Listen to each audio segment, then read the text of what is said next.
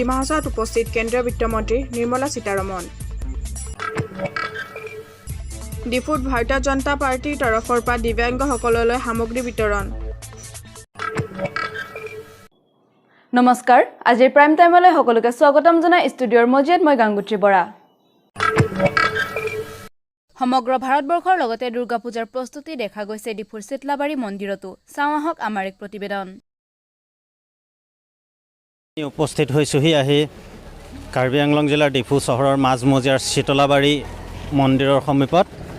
আমি আপোনালোকক দেখুৱাবলৈ বিচাৰোঁ যে এই ক'ভিড পৰিস্থিতিৰ মাজতো কেনেধৰণে ৰাইজে দুৰ্গা পূজা উদযাপন কৰিবলৈ লৈছে, তেওঁলোকৰ প্ৰস্তুতি কেনেকুৱা, সেই বিষয়ে আমি ৰাইজৰ আগত দাঙি ধৰিবলৈ আগবাঢ়িছোঁ। মোৰ লগত আছে ইয়াত কিৰণ ডেকা, কেমেৰা পাৰ্চন কিৰণ ডেকাই সমগ্ৰ দৃশ্য দেখুৱাব। এই পূজা মণ্ডপৰ ভিতৰত আমি প্ৰৱেশ কৰিছোঁহি। কেমেৰা পাৰ্চন কিৰণ ডেকাই দেখুৱাই আছে প্ৰতিমাৰ প্ৰস্তুতি কেনেধৰণৰ চলি আছে, মণ্ডপৰ প্ৰস্তুতি কেনেধৰণৰ চলি আছে, কৰ্মকৰ্তাসকলে কেনেধৰণে তেখেতসকলে নিজৰ কৰ্মত নিয়োজিত হৈ আছে। আৰু আমাৰ মাজত আছে কমিটিৰ কিছু লোক, দুৰ্গা পূজা সমিতি, চিতলাবাৰী দুৰ্গা পূজা সমিতিৰ কিছু লোক উপস্থিত আছে। এয়া আছে দুৰ্গা পূজা সমিতিৰ কমিটিৰ বিষয়ববীয়াসকল। আমাৰ মাজত আছে সমিতিৰ কাৰ্যকৰী সভাপতি শ্যামল পাল ডাঙৰীয়া। আমি তেখেতৰ পৰা দুআষাৰমান জানিবলৈ চেষ্টা কৰিম।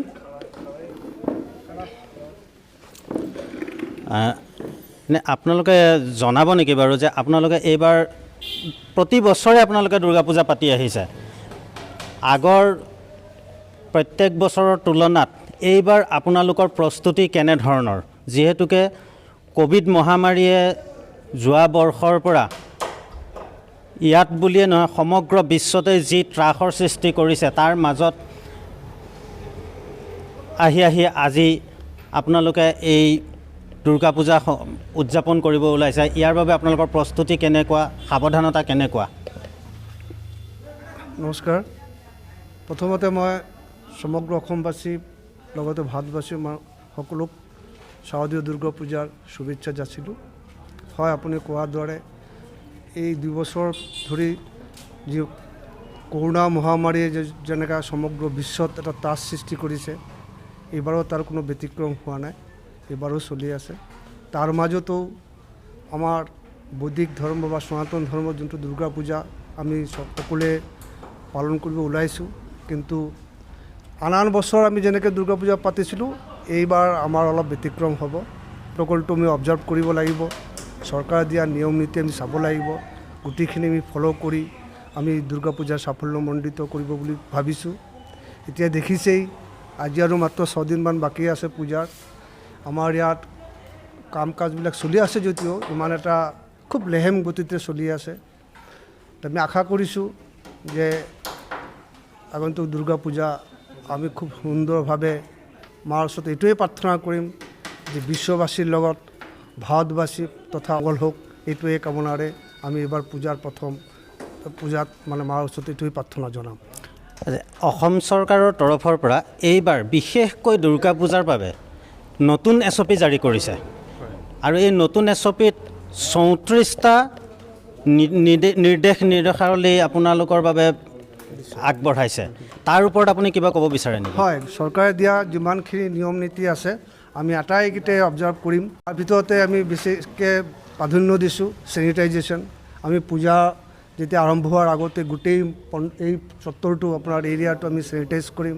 প্লাছ যেতিয়া পূজা চলি থকা সময়ত আমি মেইন গেটত গোটেই হোল বডি চেনিটাইজ কৰা আমি মেচিন বহাম।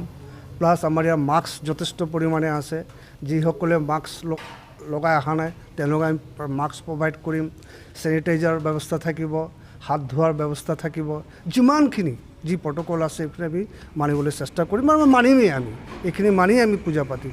ইতিমধ্যে দেখিছে আমাৰ আহাৰত এটা ছাইডত যাব, ভিৰ ভাট্টা যাতে নহয়, ভলণ্টিয়াৰ আমি পৰ্যাপ্ত পৰিমাণে ৰাখিছোঁ যাতে কোনো অপ্ৰীতিকৰ ঘটনা ঘটিব নোৱাৰে। এইটো ফালে আমি যথেষ্ট নজৰ দিম। এইটো এনেকৈ কৰি আমি গোটেই পূজাটো গভৰ্ণমেণ্টৰ যোনটো SOP আছে এইটো আমি অবজাৰ্ভ কৰিম।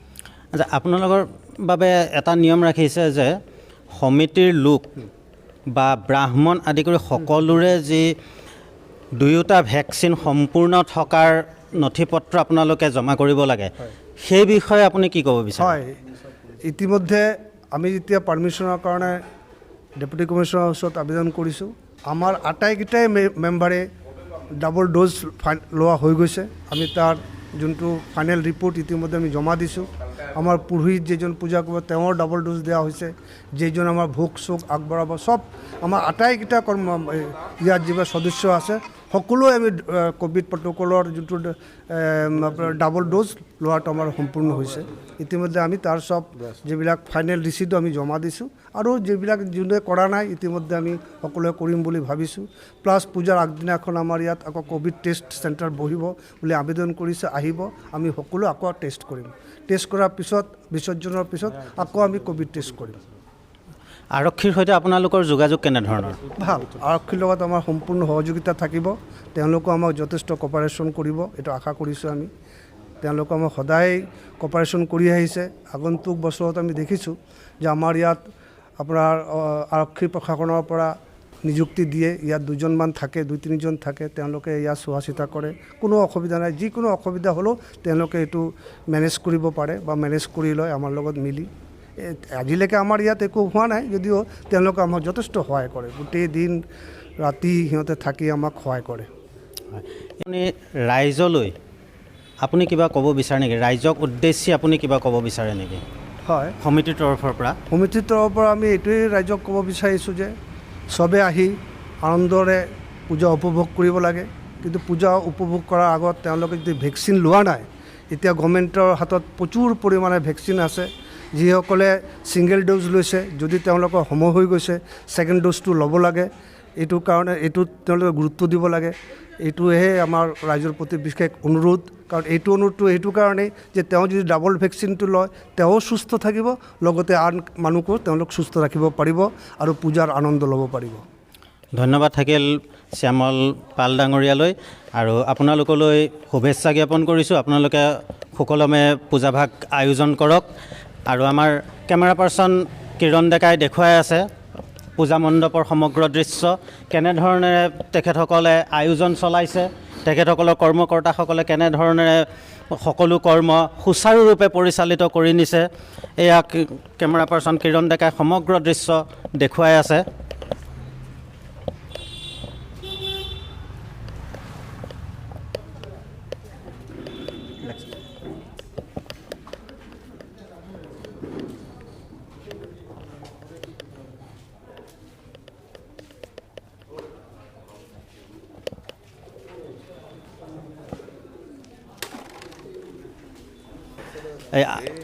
আমাৰ মাজত আৰু এজন বিশেষ ব্যক্তি আছে, চিতলাবাৰী দুৰ্গা পূজা সমিতিৰ সহকাৰী সম্পাদক ভূপেন দেৱনাথ ডাঙৰীয়া। তেখেতৰ পৰা আমি দুআষাৰমান জানিবলৈ চেষ্টা কৰিম। আপুনি জনাব নেকি যে যোৱা বৰ্ষৰ পৰা যেনেধৰণে ক'ভিড মহামাৰীৰ বাবে অকল দুৰ্গা পূজা বুলি নহয়, বিভিন্ন অনুষ্ঠানসমূহ আয়োজন কৰাত যথেষ্ট বাধা আহিছিলে, তাৰ পৰিপ্ৰেক্ষিতত এইবাৰ আপোনালোকৰ আয়োজন কেনেধৰণৰ, বা ক'ভিড মহামাৰীৰ পৰা এতিয়া যিহেতুকে বৰ্তমান অৱস্থাত অলপ হ'লেও ৰাইজে সকাহ পাইছে, আপোনালোকৰ প্ৰস্তুতিৰ বিষয়ে আপুনি দুআষাৰমান ক'ব। প্ৰথমতে আপোনালোকৰ নিউজৰ পৰা ধন্যবাদ জনাইছোঁ আপোনালোকক। মেইন কথা হ'লগৈ আমাৰ যিখিনি উদ্দেশ্য পূজাৰ দুৰ্গা পূজা উপলক্ষে আমাৰ যিখিনি কৰিব লাগে, গভৰ্ণমেণ্ট SCB যিটো দিছে আমাক, এইখিনি চবৰ আগত এইটো আমি ফ'ল' কৰিছোঁ। ফ'ল' কৰি ধৰক বেৰিকেড কিনি আমি যিখিনি কৰিব লগা ইন আউট এইটো বনাইছোঁ। চেনিটাইজাৰটো গোটেইখিনি থাকিব আমাৰ। পেণ্ডেলৰ আমাৰ যথেষ্ট জেগা আছে। ধৰক আমি ক'তো গ'ল এইখিনি যেন আমাৰ দেখিছে নহয়, এই বস্তুটো দেখিছে ন আমাৰ এইখিনি ৰেড চিহ্নবিলাক দেখিছে না, এইটো মানে ডিষ্টেঞ্চ মেইনটেইন কৰাৰ কাৰণে। এইটো আকৌ কৰিম, আমি যোৱা বছৰো কৰিছিলোঁ। এই বস্তুটো আমি মেইনটেইন কৰাৰ কাৰণে, মানে ডিষ্টেঞ্চ মেইনটেইন হ'ব লাগে, চাৰ্কুলবিলাক। সেইটো আমি গোটেইখিনি ফ'ল' কৰিছোঁ। এইটো লৈ আৰু বিশেষকৈ মই নকওঁ, আমাৰ দাদা কৈছে গোটেইখিনি কথা, তো একেই কথা হ'ব বুজিছে। এইটো কাৰণে মই বিশেষকৈ ক'ব নাজানো আৰু নকওঁ আৰু। বাৰু ধন্যবাদ, আপোনালৈ ধন্যবাদ থাকিলে। এয়া কেমেৰা পাৰ্চন কিৰণ ডেকাৰ সৈতে ডিফুৰ পৰা মই দীপক কুমাৰ বৰুৱা, 365 নিউজ ইণ্ডিয়া। ডিমা হাছাও জিলাৰ লংকুস্থিত লোৱাৰ কপিলী জলবিদ্যুৎ প্ৰকল্পৰ ভূমি পূজনেৰে প্ৰকল্পটোৰ আধাৰিলা স্থাপন কেন্দ্ৰীয় বিত্তমন্ত্ৰীগৰাকীৰ। ইয়াৰ উপৰি অসম মালাৰ আঁচনিৰ অধীনত জিলাখনৰ হাফলং তিনিআলিৰ পৰা গুংজুংলৈকে 2 লাইনযুক্ত ঘাইপথৰ আধাৰিলা স্থাপন মন্ত্ৰীগৰাকীৰ। কেন্দ্ৰীয় মন্ত্ৰীগৰাকীৰ সৈতে সংগ দিয়ে মুখ্যমন্ত্ৰী ডক্টৰ হিমন্ত বিশ্ব শৰ্মা, 2 পাৰ্বত্য জিলাৰ মুখ্য কাৰ্যবাহী সদস্যদ্বয় ক্ৰমে দেৱলাল গাৰ্লুচা আৰু তুলিৰাম ৰংহাং।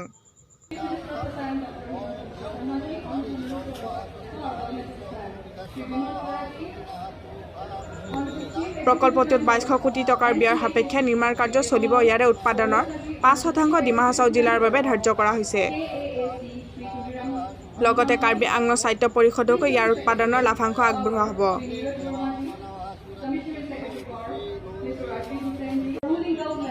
প্ৰকল্পটোত 120 মেগাৱাট বিদ্যুৎ উৎপাদন কৰা হ'ব। ডিমা হাছাও জিলাৰ উমৰাংচু জলবিদ্যুৎ প্ৰকল্পৰ পাছত এয়া জিলাখনৰ দ্বিতীয়টো জলবিদ্যুৎ প্ৰকল্প।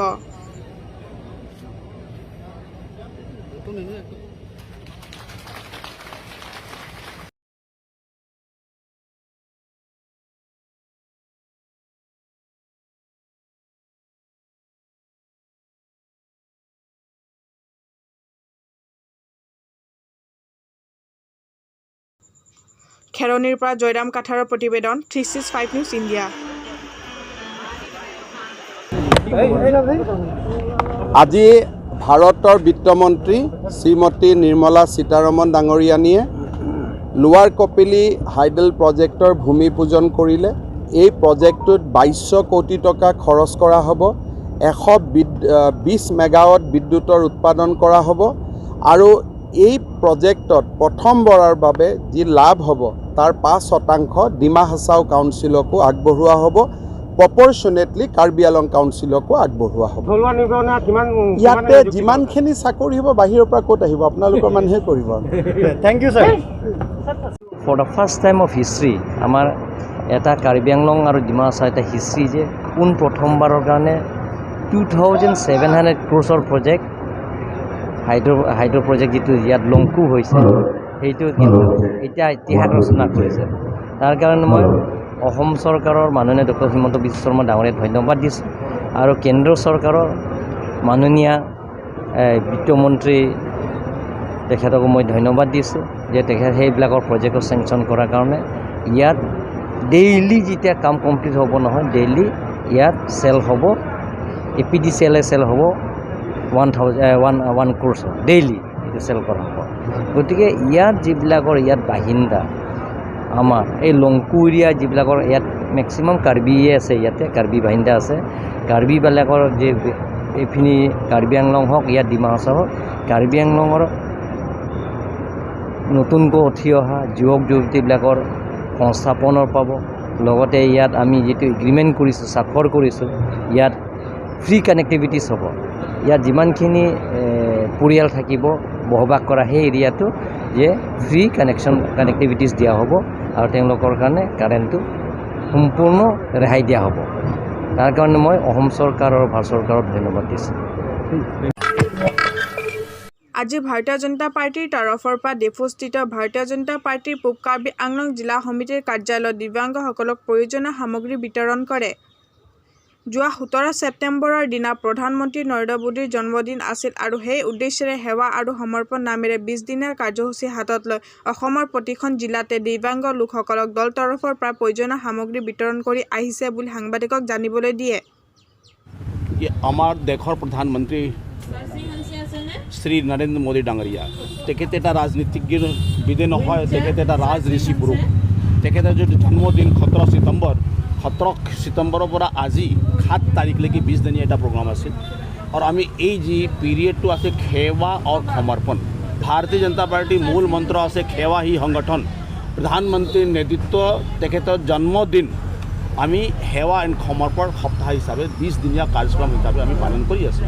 আজি আহি উপস্থিত হয় পাৰ্টি অফিচত আমাৰ দিব্যাংগজনসকলক আমি সেৱা আগবঢ়াইছোঁ আৰু দিব্যাংগজনৰ আশীৰ্বাদটো আমি প্ৰাপ্ত কৰিছোঁ আৰু মাননীয় নৰেন্দ্ৰ মোদী ডাঙৰীয়া দীৰ্ঘায়ু হৈ সুস্থ হৈ এই কামনাটো কৰিবৰ কাৰণে আমি দিব্যাংগসকলক আজি সহায় আগবঢ়াইছোঁ। ইয়াৰ পিছতে আমাৰ কয়েকটা প্ৰগ্ৰাম আছে, 20 দিনীয়া প্ৰগ্ৰাম আছে, আমি স্বচ্ছতা অভিযান আছে, তাৰ বাহিৰতো আমি এটা জনসভাটো আমি কৰিম, য'ত আমি জনতা আশীৰ্বাদটো আমি বিচাৰিম, ৰাইজৰ আশীৰ্বাদটো আমি বিচাৰিম। তাৰপিছত আমি স্বচ্ছতা অভিযানত পুখুৰী আছে, আমি চাফাই কাৰ্যক্ৰম হাতত লৈছোঁ, পুখুৰী আমি চাফ কৰিছোঁ। আমাৰ যুৱা মৰ্চা কাৰ্যক্ৰম আছে, মহিলা মৰ্চা কাৰ্যক্ৰম আছে, কিষাণ মৰ্চা কাৰ্যক্ৰম আছে। এৰ বিভিন্ন আমাৰ মোৰ্চাৰ মাধ্যমত আমি এই সেৱা সমৰ্পত ৰাইজৰ সেৱা কৰিবৰ কাৰণে আমি বিভিন্ন স্কিম তুলি আগবাঢ়ি আছোঁ। আজি দিব্যাংগসকলক ইয়াত কি আপোনালোকে দিছে? আমি ইয়াত হুইল চেয়াৰ দিয়া হৈছে, তাৰপিছত হিয়াৰিং এইড দিয়া হৈছে, আৰু এইটো আৰ্মছৰ যিটো আমাৰ আৰ্মছ যিটো ছাপৰ্টটো আছে, আৰু আমাৰ ভৰিৰ কাৰণে যাত ভৰিটো নাই তাৰ কাৰণে।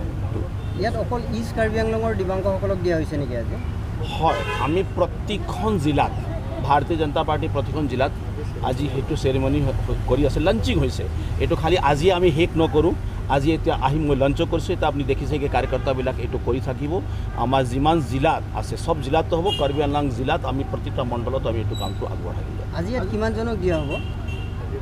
ইয়াতে 22জন ব্যক্তিক আমি দিবৰ কাৰণে আজি এইটো লঞ্চিং স্কিমত এইটো আছে। আজি লঞ্চ আছে, 22জনক আজি দিম। তাৰপিছতো আমি প্ৰতিদিন এই কাৰ্যক্ৰমটো চলি আছে। আজিৰ প্ৰাইম টাইমৰ পৰা মই বিদায় লৈছোঁ। চাই থাকিব 365 নিউজ ইণ্ডিয়া।